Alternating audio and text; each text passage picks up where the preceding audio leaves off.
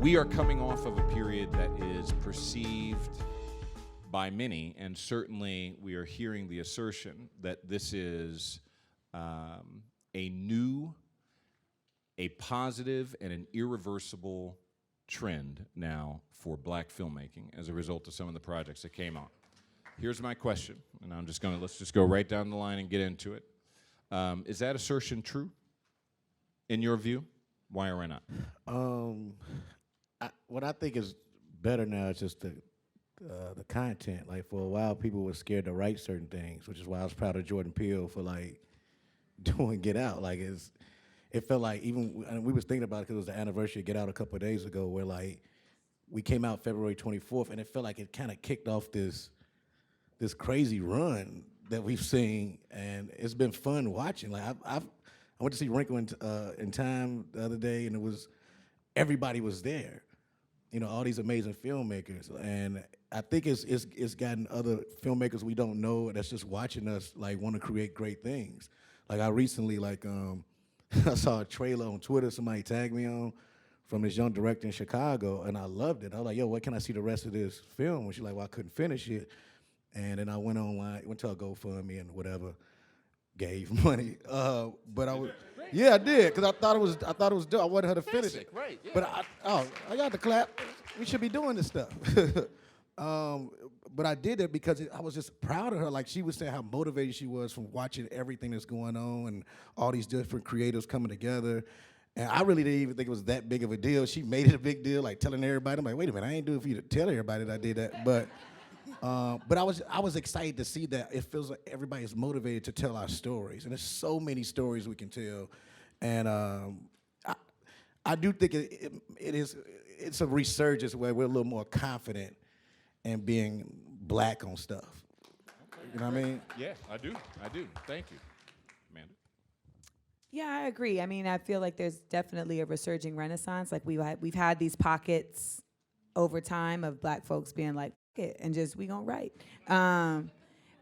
And oftentimes it seems like the dip comes after, you know, and I think that there's a lot of hope at this point that this isn't phasal anymore, that this is concretized in a bigger way.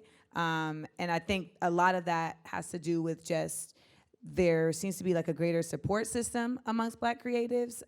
There seems to be a greater, and not just like financially, but also communally. Like, when we see how many people came out for Black Panther, you know, and didn't just come out like, it's black, so we gonna see it. Like, came out like, no, we're going to, this is gonna be an experience, like, this is gonna be major. I see that with like Insecure, just how invested people are in the show, and that ends up sending a message to the gatekeepers.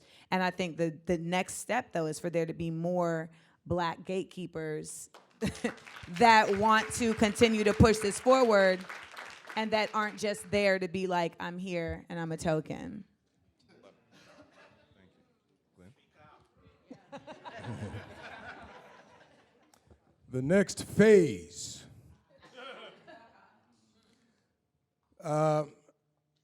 Interesting. The danger of phases is a detrimental concept when it comes to us, because we like to rest on our laurels. There should never be a phase in which we attack this system. There should be a constant awareness of our progress, of our shortcomings, and of our vulnerability. We don't have the luxury of phases. Our phases become barriers. What's wonderful and encouraging about this new phase is that these beautiful young people have taken it among themselves.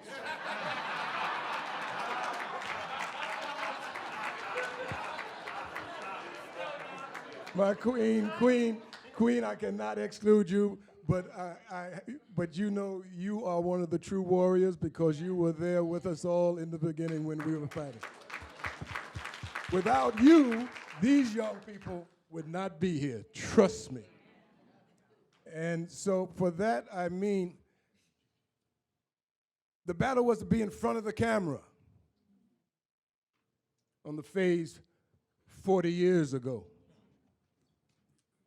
Everybody wanted to be a movie star. But now, and there were those who have the battle scars to show, if they're still around, of how detrimental and how painful it was to go to the studio heads, go to the organizations and say, we need to be behind the camera. We need writers, we need directors, we need executives, and those were major, major battles that took people to their death.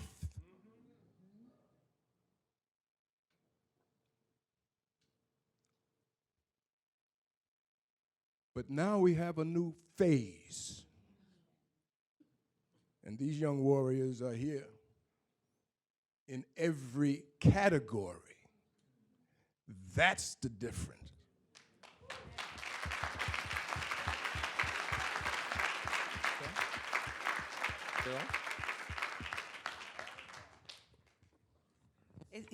First of all, he just said something, 40 years.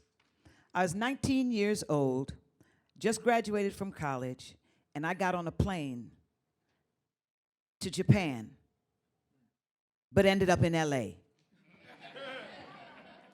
No place to stay. But a week later, I was joining the Screen Actors Guild to do my very first film, A Piece of the Action, with Sidney Poitier and Bill Cosby. The last of a trilogy of films. So this year, I'll celebrate 41 years as a Screen Actors Guild member. And we thank you for it. But as a 19-year-old coming into this industry, and I had great people to look at who were doing it, because Cooley High, everybody wanted to be in the next Cooley High because they were so black, so beautiful, so talented. But what happened after Cooley High? How many years did we have to wait? What happened after Piece of the Action when Mr. Poitier pulled me aside and he said, "You're so good. You're so talented. You deserve recognition, and I'm so sorry you're not going to get it."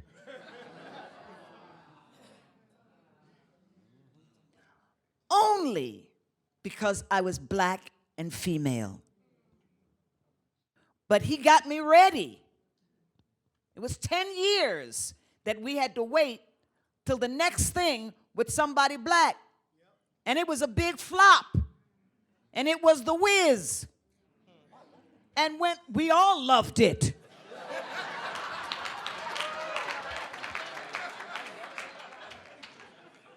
But after the fact, they were like, see, nobody wants to see black folks in movies. We had to wait 20 years, just about, for another big studio film. There were, don't get me started.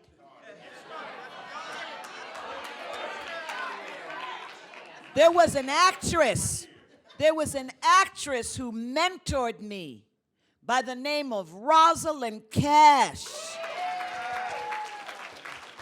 And I bring up Rosalind Cash's name because she was a warrior. She was a fighter. She was an incredible black actress who felt very comfortable in her natural hair. And she took hell when she wore her natural hair. She was told she would not work because she dreadlocked her hair. So I want you to know that that really happened. And I want you to know that I got fired from a job because the white producer told me that I was not black enough. I got fired from a job when I wore braids in my hair because the white producer said that I needed to find a more natural hairstyle.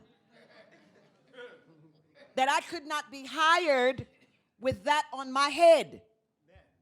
So when we talk about legacy, when he tells you about the fight, it has been a fight.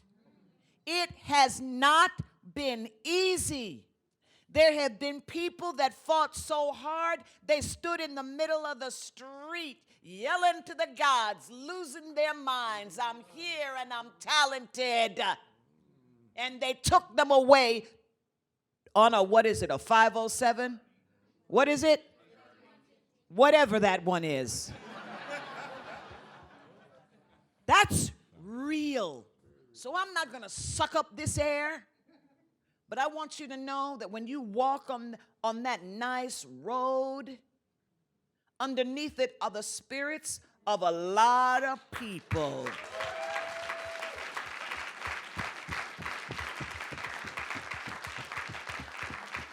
Who laid down their life and their being for us to still be here right now, celebrating legacy and future.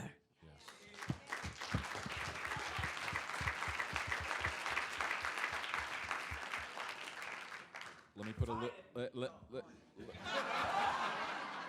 They fired me too, huh? So let me put a slightly different twist on it for you, Angelica. You've just heard now from two veteran champions whose shoulders we all stand on.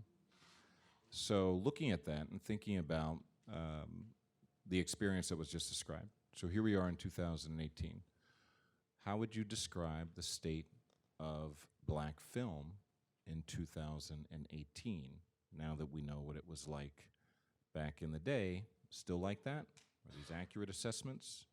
All good and irreversible? Or what language would you use? Well, I'll say this. I think that what's wonderful about where this has all come is that with the use of technology, I'm a part of the tech, kids and whatnot. Not kid, I'm much older than I look, but I'm a part of that tech world. And so technology has kind of really flattened the playing field. And I know, like, being black, growing up, my parents always told me, I had to work 4 times as hard as white people to get ahead. Yes. Oh, yes. But also, it was kind of some way communicated to me about risk, and that as black people, we don't really have the privilege to take a lot of risks, especially if they're financial risks, especially if they're certain type of risks. And so when it comes to putting your own money or putting things into, projects or getting certain things, sometimes taking that risk, it can be a big thing. But with technology, iPhones, and all the things that are coming out now, I'm a part of, I think, the wave that has helped to make myself more visible by creating content. Again, I come from a web series called Her Story that was nominated for an Emmy, but it was because it was written by trans people, directed by a trans person, all the actors were trans people playing trans roles, and it also, when you watched it, it wasn't this thing about standing on a pedestal, it was just a story because it's being told from people who are actually from those experiences. So when we get black people able to, I think, for me, as a Buddhist too, like when I look at like challenges and I look at a lot of things, I think we're at a point, and we've been seeing it throughout history, that our community has been up against a lot of challenges always. Like, we've been in challenges from the beginning. But what I've learned about those challenges, for me especially, is they're really there meant to show you just how powerful and strong you are. because we can overcome those things, and we can, and then with the benefit that you're stronger and wiser and all those things afterwards. So I feel that, like, I feel we are in a time that we don't have to wait for the bag. You don't have to wait, like you have NDRE, or you have, you know, artists that we love who can now create their own independent labels and put out their own records. Technology has done this so they don't have to go through, then they go straight to their fan base. Same thing with movies, with shorts. So the difference with this phase is, I think that we, yes, have Wrinkle in Time, we have Black Power, we have things like that that are going to give us power to create more films, more black production companies doing things. But I think this is a time for everyone else who feels like, how do I get into it? How do I get in on that? How do I get into the access? Is to really just start now, because it's a long history, it's a long road for all of us. And so why wait on someone else? If you're a singer, start singing at bar mitzvahs. If you are an actor, start in the community plays and all that kind of stuff, musical theater. That's where I started until things got a little bit more trans-friendly in Hollywood, and I was ready for the opportunity because I had been working all that time. So I think the difference is that now technology says, create right now, and work on it. It actually polishes after a while. Like, you learn how to edit. You learn certain things are crappy, and you say that. But over time, create stuff. They're not going to like your first show or your first script, your first this. But if you're willing to keep doing it and keep getting better at it, your time, your big stage moment will come if you keep working for it. I love that. Thank you. It's interesting. Even at the time, since the time that I started at SAG, now SAG-AFTRA, the language that people use about being successful is a language of creating. And it wasn't that way even 10, 15 years ago. It was the language of performing. And now creating is seen as a vehicle towards getting in front of the screen, or it's a vehicle for continuing to be a creator. So Creating is everything. And Creating, so ownership is everything. It is success. well, so yes. Okay. Absolutely. Let's just let's go with that. absolutely. Let me for a moment keep to the screen, right, and bridge this a little bit and come back, Rel, which is when you're working for what is now an expanding list of creators on big-time productions, film and television. Is it different when the creator is black? Is that an obvious question? Are there nuances? What is it like when you're working with someone who is creating or directing who is African American versus working with someone who is not African American? Does it make a difference? I only laugh, and it's just through my experiences. For me, it is actually like, you know, I work with Charles Stone, who did Paid in Full. We just did Uncle Drew, and it was a big difference from working with him and working with this white director that I did Mad Families with. Like, I remember, like, and it's just because of what y'all did. I have this confidence that I can say what I want. Like, I think I'm for real. Like, I'm from Chicago. I've been through a lot. I worked hard getting here. Like, once I'm here, you're not gonna like change who I was raised to be. You know what I mean? So we had a weird day where he wrote a weird black line that I was supposed to say, and this white director argued with me about, like, yo, you should say it because it's funny, because I grew up around black people. And I'm like,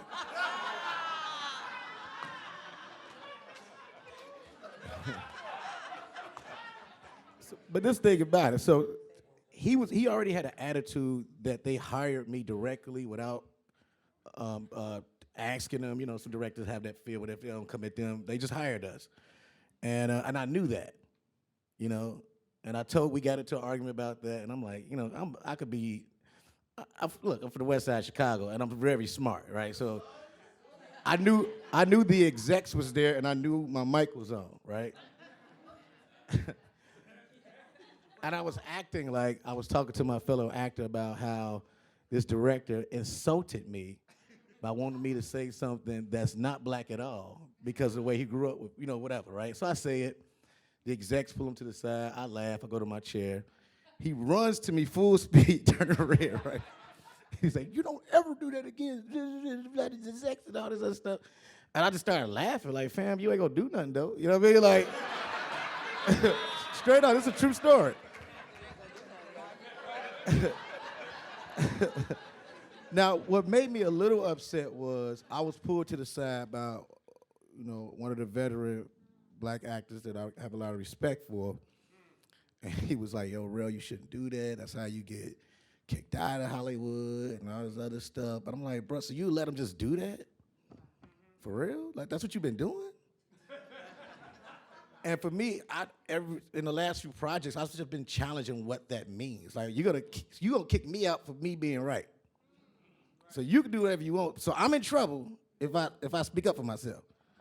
Now, the difference is, like, working with Charles Stone, I like the way we communicate as black people. You know what I mean? Same thing with Jordan. We just communicate a certain way. Like, me and him had times when everybody else was nervous, not knowing. They thought we were arguing, but we were just talking aggressively excited. You know what I mean? It was just us going back and forth, get the great take, and oh my God, we like, dude, we chilling. They'll see us laughing the next minute, but they didn't really understand that, and it was very interesting. But I think it is a difference, and I'm learning as I go. I don't know, I could be so blind at it in a way where I'm just walking in this being myself. Like, stand up. Look, if I get kicked out of here, I'm just going on the road. So I got something to fall. I can stand up till I die. I'll be in a wheelchair. So I know this, and because I know this, I'm going into this very confident, and I want to learn a lot. But you're not going to just, like, I can't stand when, I wouldn't do that. I don't know. I can't tell a Jewish person, like, yo, this is what, I don't know. Right. This should be at a bar mitzvah. They should put some chicken in there. And also, like, what if I said that? Right. What if I said that? That's all I'm saying. If you I'd said be messed that, up, they'd right? probably put you out of the bar mitzvah. And they're like, Okay, you don't know what right. you're talking about, right? Is there a difference in your view? Yeah, I mean, I think like Rel was saying about the communication difference, passive aggression has become synonymous with professionalism. So there's like a whole mainstream method of communicating amongst white people that is just passive aggressive. That's why, like, when mad unnecessary people are CC'd on an email, like, and you're like, why are they here? Why is she here? She has nothing to do with this. It's like it's just the way that I've been in positions where I'm thinking like, oh, we had a conversation, so it's good. And then I get a call. And I'm like, oh, what? I thought we was good. And it's like, well, no. No, that's not actually the case, and so, like, I've had to learn how to maneuver because I've always been a very direct person, and, like, I've had to learn how to, like, you can't write the email and be like, I really feel like, no, you gotta, hope all is well.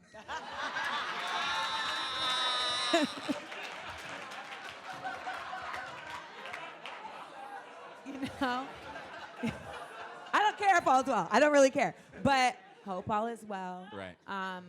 That's when you start learning language like please advise and shit like this, But that's the code switching though. That's the code switching that we've had to learn to perfect. Right. And it's interesting because that saves your career. Like, in a real way, like, we are bilingual in a real way, in a real way. Like, because on the flip side, you have to know when you're on a black set, the difference in communication there, because we have a whole other level of that we do. Right. Let's be real with each other, okay? So we have a whole fear of critiquing each other. Ooh, yes. And that holds us back. Ego holds us back on a daily basis. So we also, it's like there's like the passive aggression over here, and then there's almost like a reserved aggression that we hold for each other, where sometimes I feel like the fear of not wanting to offend somebody or feeling like we family, it's like it overtakes actually challenging each other to say like, nah, we could do that better. We can elevate this better. So I'm always, when I'm working in my own projects, I'm always like, encouraging, like, no, like, strive for excellence in an actual, like, definitive way. And I feel like sometimes we do that on white sets in a way that we don't do that on black sets. Okay. Like, Love that. because there's like this idea of like, well, the consequences are greater over here. You know, I love, you know, when I do work with black directors and creators, what I also love though is that I know that what I'm saying is coming from a genuine place. Like when I'm on Insecure, like even if it may not be my point of view, like I know it's Issa's though. And I know that it wasn't manufactured. My first callback in this town was because I went to an audition and the breakdown said, it said, college, it said she left college. It didn't say dropout. She left college because she felt like she already knew where her path was, okay? And very organized, smart, direct person. And then it said, think so-and-so on YouTube. And the example from the YouTube was not somebody demonstrating these behaviors. It was very like, yes, girl behavior. Right. So I was like, okay, bump that. I read the script. All that stuff, there were 3 lines that stood out. One, she was like, hey, let me do it. I used to be a former heroin addict. Where'd that come from? Right. Second, she's like, yeah, you know, my baby daddy. Excuse me? And the third was she's on the phone and she's like, let me just spell it out for you. It's P is in penitentiary, D is in detention, N is in N-word. What? And so I went in the audition like, we about to have a revolution. And like, I was like, and so when I did the read, the casting director was like,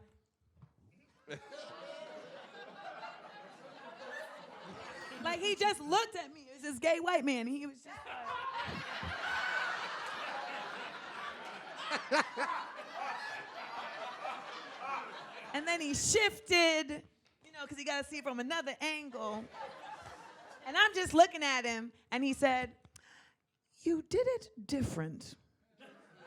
And that's in that moment, I was like, how are we gonna play this? Because like Rel said, it's like we get so often told by individuals who come from the generation that y'all have come from where they was shutting you down, you know, like they don't wanna see us shut down. So our elders will be like, don't topple the apple cart because they wanna protect us. No, not this elder. But I'm saying, we've been in situations where I know the intention though. I know the intention is protection. I know the intention is protection, so I don't take offense to it. The intention is protection. But in that moment, I was like, knock it down. And I said to him, yeah, because it's racist. And he was like, thank you, because I told them, they keep asking, why do the women keep performing the part this way? And I said, because you put sassy in the breakdown. And you know, and the assistant behind the camera was like, But beautiful. Wait, right. I need to finish this point. Okay. This was written by 2 white women.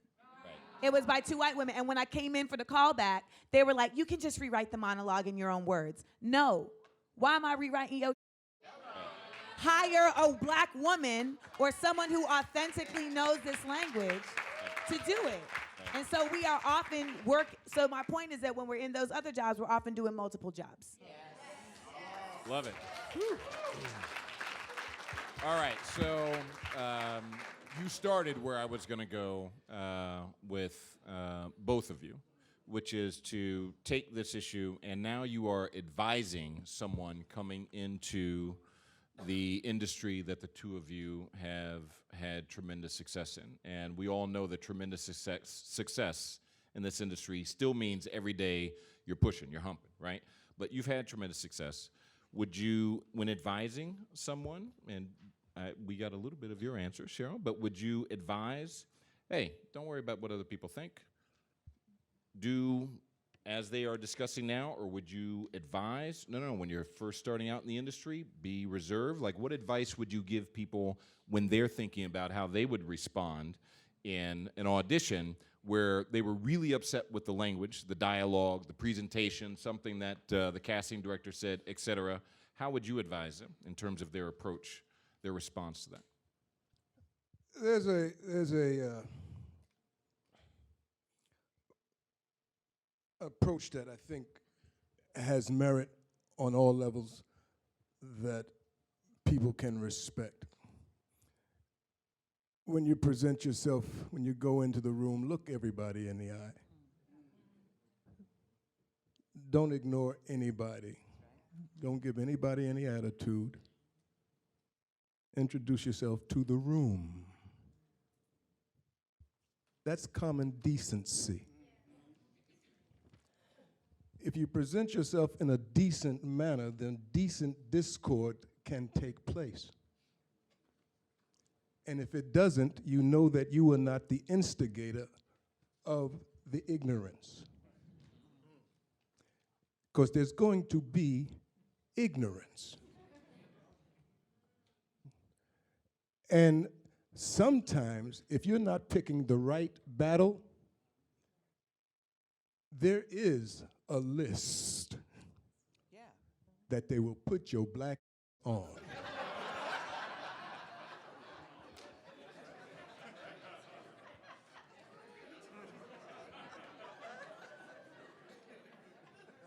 So you pick your battles.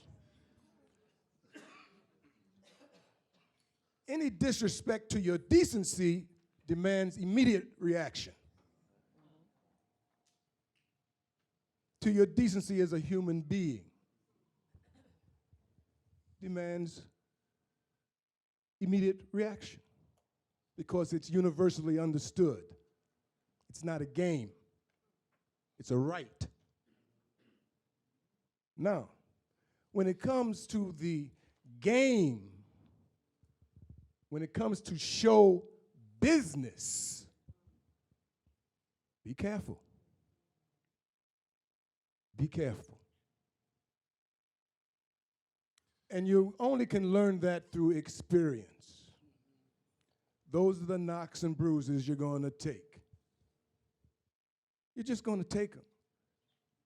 Because sometimes you got to eat. So you got to shut the fuck up and suffer that sling and that arrow. Because feeding your child is more important than your ego at this moment. That's real. It is real. At the same time, there are ways that you can turn around those slings and arrows that come towards you. For instance, and I'm just going to use your wonderful example. Ruby D, myself, Percy Rodriguez, and Judy Pace did a series years ago called Peyton Place. Most of you are too young to even know what that was about. But it was the first black family on nighttime series television. Black folks on TV. That's when you said black folks on TV. And they were writing for us, this new black family that moved in. And I was young, and you know, I was power to the people, and I was all of that, and the marches and the protests and the so on and so forth, and I ain't taking this shit. And the script came, and I said I wouldn't say that. We wouldn't say that. I wouldn't say what you've got me writing here, what you've written for me here. And they said, well, what would you say? And I said, well, I won't tell you what I would say, but I will write it for you. They said, you'll write it? I said, yes, I can write. So I went home and dug up that old typewriter from under the bed and knocked the dust off of it, and I don't even know how many of you know what a typewriter was like.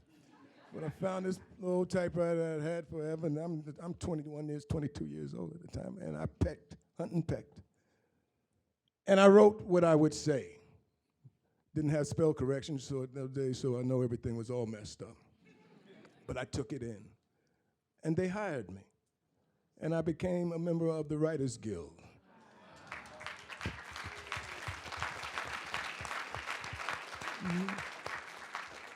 There are chances that you have to really think, is this an opportunity Or am I going to shoot myself in the foot here, which I have done many times? Many times. It's a business. But start with decency as your foundation, and you won't hate yourself in the end. Wow, that's beautiful.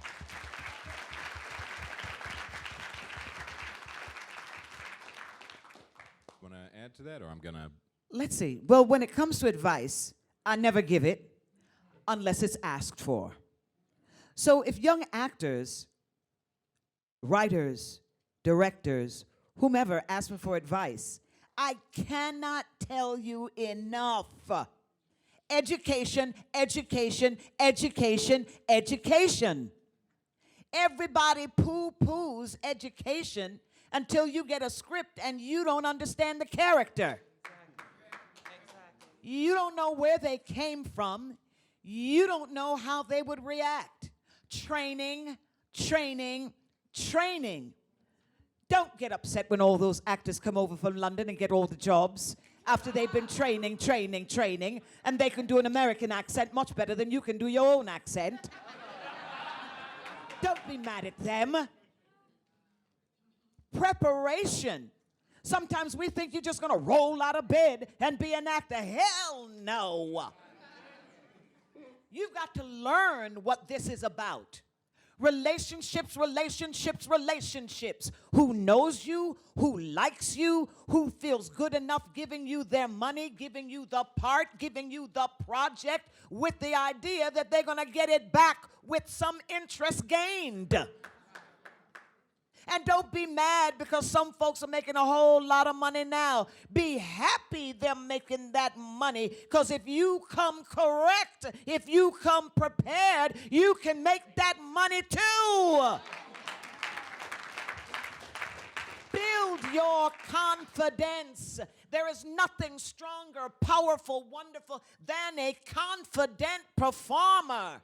When I get up on stage, oh. Yes. People ask me, what angle is best? Every single one of them.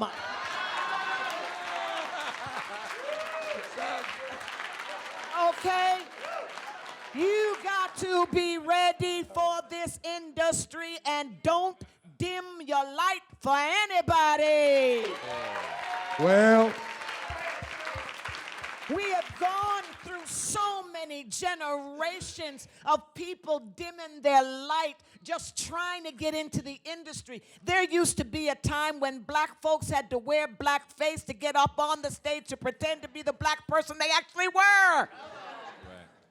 Think about that. Honey, the best thing you can do for yourself is get ready for show business.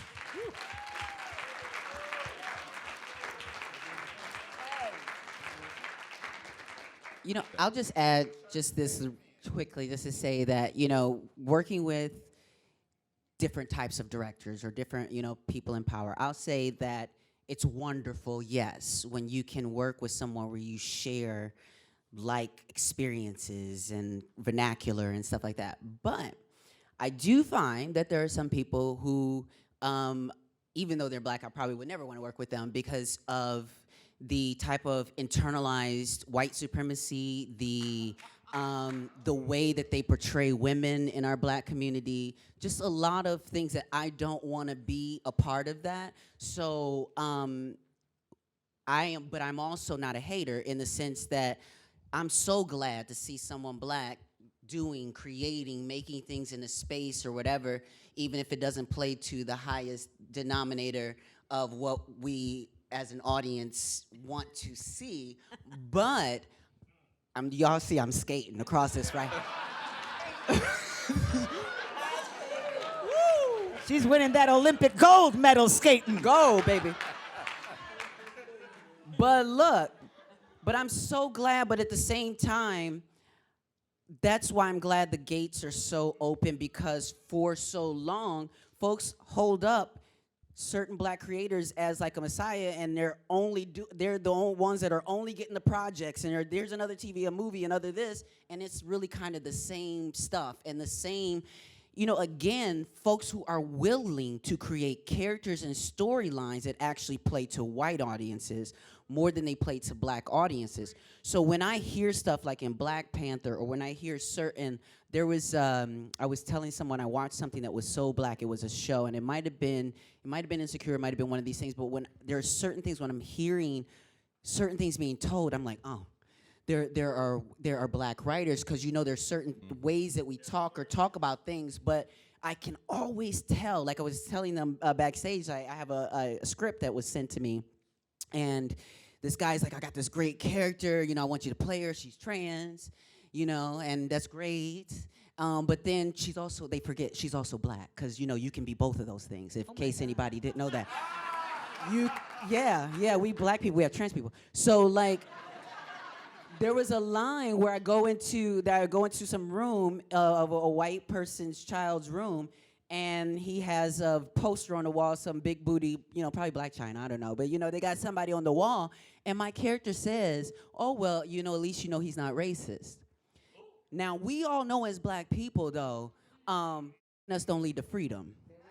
So we know that, right? Right. So basically, there are a lot of people who can like blackness, but not like black culture. So I'm just saying that there can be problematicness just because someone's black on the set or this or that. It's one thing, and it's great, and it might be a step up, but it's great if they are more intersectional.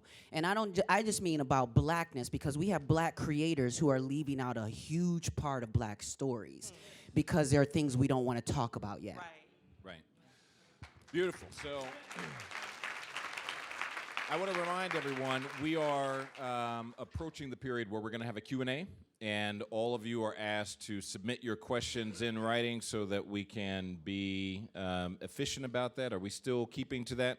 All right. So I'm assuming that everyone has the paper and the pencil in order to do that. If you don't, you raise your hand, and someone will get it to you. So the woman in yellow or someone else with her. So let me come back to this, Angelica, real quick. So you are on a Ryan Murphy created show, Pose, that has the largest cast of transgender performers in the history of known television. And you are a star there. So you've talked about, now, this isn't the word that you use, but I'll use it, a liberation of roles and of storytelling and the stories that are now acceptable on different media. What is it like to be a part of that historic role? And something that I asked you in back, what is it like when you have done something that, frankly, the two of you have done, frankly, all of you have done it, when you're carrying, now you are actually the face of, the voice of a community who sees you as a hero and as a leader. What is that like now that you have that opportunity? Well, I have to say it's definitely freeing, because as an actor, I actually have been acting like since diapers. And I did community plays, musical theater, tap dancing, everything. And my resume in the beginning is kind of all a lie, because I lied about all the roles that I did because they were all the male roles. So when, I just switched it for the female lead roles, and it was about the same thing. So but the situation was, when I went to college and I studied acting, I was stealth. No one knew that I was trans. And so as an actor, you have a certain threshold of talent that gets you, somewhere. But there is this place where you have to let go, and you have to really allow yourself to dig deep and play the character and just let yourself go into the character. Well, I couldn't do that in front of these directors, and I couldn't do that in front of this guy across from me, because as we have this kissing scene, I'm worried that I might give myself away some kind of way, and he might know that I'm trans, and they might kick me out of the play, or, whatever the case is. And so there would be moments where I might even have to scream. And I'm like, well, is my scream feminine? Oh! Oh! Okay. Okay.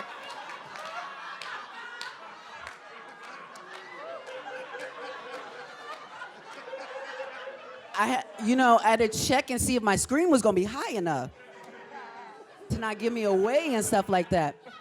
But also, as a trans person, we look ourselves in the mirror, and it's hard when you're transitioning to see yourself, and you always see yourself as this thing and see yourself in that end goal and really see yourself, and you know how you see yourself, and you're wondering, can I trust the cameraman?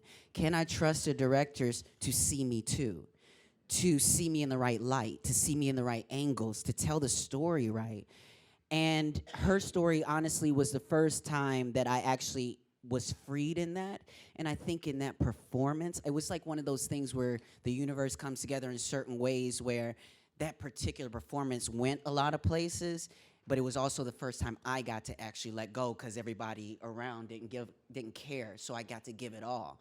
And they saw that. And so going into this set where it is a dream come true. Ryan Murphy, yes, is the creator, but he was wise enough to put my sister Janet Mock, who is a New York Times bestselling author. She's had shows on MSNBC. She's just very smart, and she's a writer. So he put her on as one of the writers, but shortly after we were filming the pilot, he was like, you know what, this doesn't make sense. You should be a producer as well. So she's now a producer on the show, but what I get to see is on set, a black trans woman I know is writing my words. So when I say certain things, I mean, I could say something, but I really have a lot of, because she's not just a writer, she's an activist and advocate. So she knows how to hit the intersections that are going to be poignant and to give that to me. And they're creating that space. They also have an internship program for trans people to learn directing and to do all of those things. So they're using that as a platform and my makeup artist is gonna be trans, all this kind of stuff. So it's wonderful to see talent in all of the levels of filmmaking being recognized, because we have people who do sound, who do editing, who do PA work and all of that. I would just love, and Ryan Murphy, let me tell y'all, I'm so happy because he hits gold a lot, you know what I'm saying? So I'm happy about that. I'm really, really happy about that. But I really, really would like to also be making history with black creators, telling trans stories. But we're not yet at that place because we don't want to talk about that, because you got Charlemagne the God on the Breakfast Club clowning my sister Janet Mock. You got Dave Chappelle clowning trans women. You got even my show Atlanta that I love. You know what I'm saying? They're pinning black issues against trans issues as if they're mutually exclusive, and they are not. So yes, that's wonderful. It's an amazing thing to walk in an environment where you get to create with people you feel like you share an affinity with. But I'm still waiting to, be accepted into the fold, because we got some stories to tell y'all together. But the fact that I can sit right here next to you and you can be exactly who you are, living in your truth on TV nationally, I say, hell yeah, I know there has been progress. Yes. So speaking of black creators and black folks telling black stories, and I'm about to get to questions from the audience, but I do want to just take a moment to recognize, you talked about Get Out and the run that went from Get Out. So let's talk about Black Panther for a minute. Right?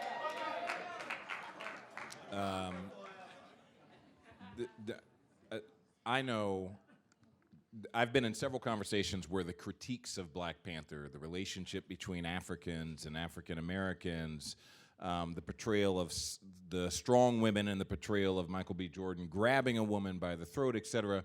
There's a lot of back and forth on this. But just as a general matter, walking in and seeing all of that, the pride that I felt was really tremendous.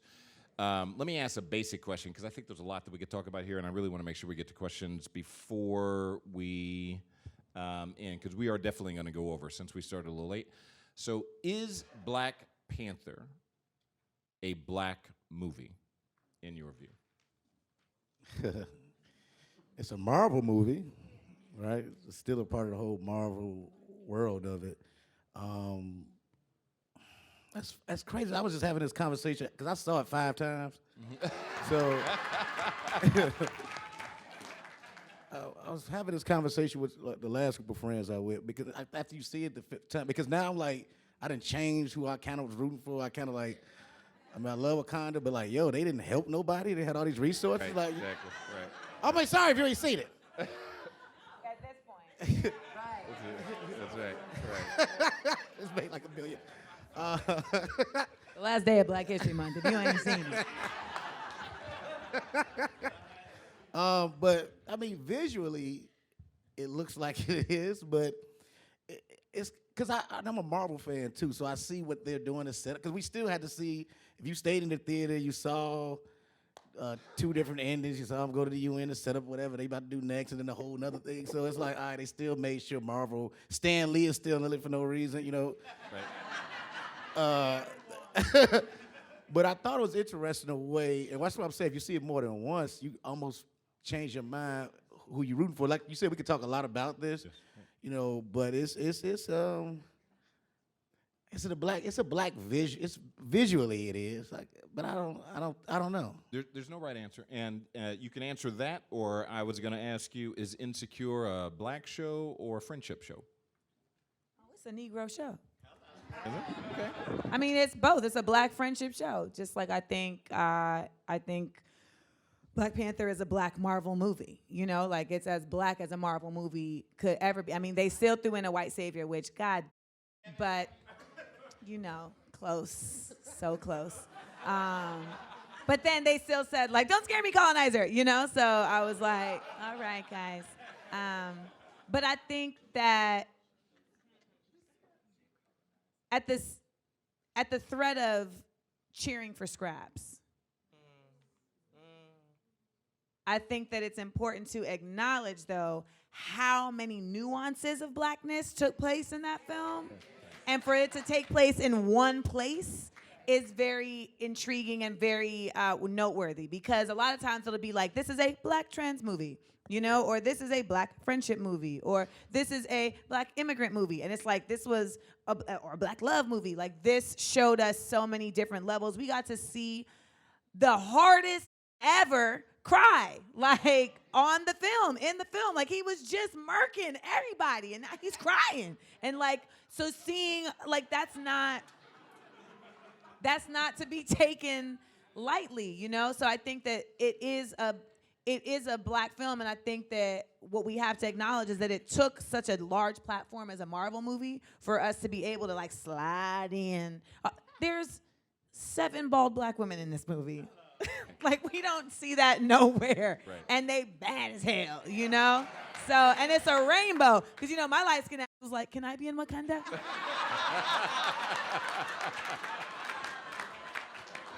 And I saw one, and I was like, yes, I'm in there. All right, slide on in. So I think so, yes. And Insecure is a black friendship show, which we rarely get to see, you know, girlfriends and living single, and it comes out of that inspiration, you know, but it comes into it in a different space, which is, you know, we're not a multicam, you know, we're not on regular networks. So we do get to show different elements of what it is to be a black woman, and I think that's intriguing and necessary. It's great. We are definitely Wakanda forever. Yes. And what is so important about this black movie, because this black movie is gonna outperform every Harry Potter. It is about to outperform Star Wars.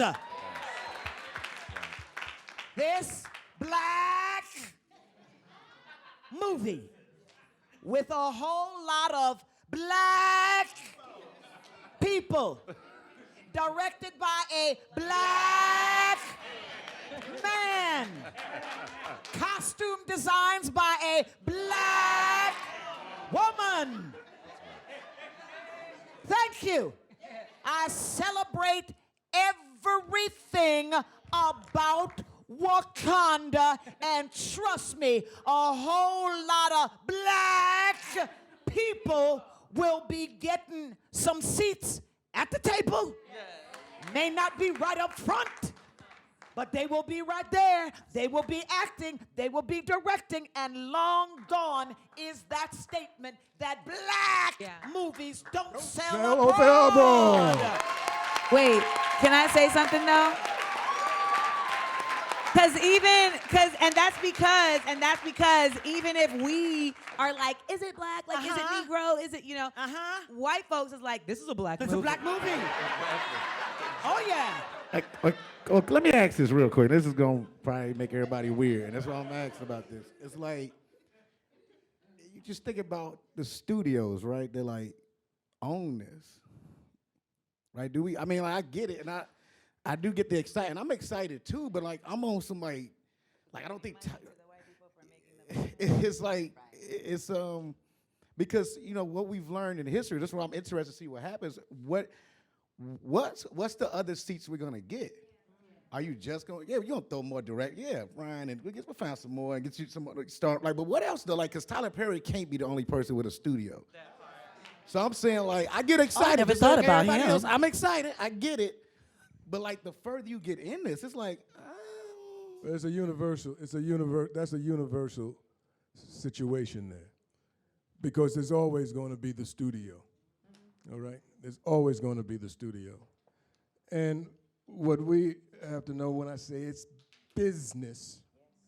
So no, we're not going to own Disney, but we can own stock in Disney. Be on the board in Disney. Buy stock in Disney. Buy stock in General Motors. Buy stock in stuff. If you're going to ask to be, I'm an American, then you got to play the American game. You got to own everything that is offered in America. Spread it. Spread your vision. Spread your vision. It's out there. Spread your vision. Buy stock in it, and hell yeah, it's a black movie. And we got to propagate the fact that it is a black movie, because we need that ammunition to combat 50, 60 years. How long have I been here? Of going into studios and having them tell us exactly what Sheryl just said. Oh, yeah, we love that, but black movies don't sell abroad. We can't get anyone to buy them abroad. It just, I love that premise. I love the premise, but we just won't be able to make any money abroad. Well, because it's a black movie and they don't sell. This is a black movie. But this is real quick, and that's why I'm done. But that's why I asked that right. question. We didn't get this information. Think about it. Like you just even telling we need to invest into Disney. We quick to celebrate, but we don't continue the conversation about what you need to do with this. I get on charge like everybody else, but I like information. So I appreciate you even saying that. It's people that don't even know that. Don't even know they can invest It's on into the stock Disney market. Like that. That's what but you don't know. Yeah, well, that's And the that's why conversation. that's why I love about this business. panel. It is Yes. this is the conversations we need to be having. That's all. That's exactly. I love this. All right. About the legacy and the future of black entertainment. Thank you. And a Can great we way get to a end Black round History of Month. applause? Yeah. Yes. Last day For of our Black History panelists. Month. Wakanda forever. Wakanda forever.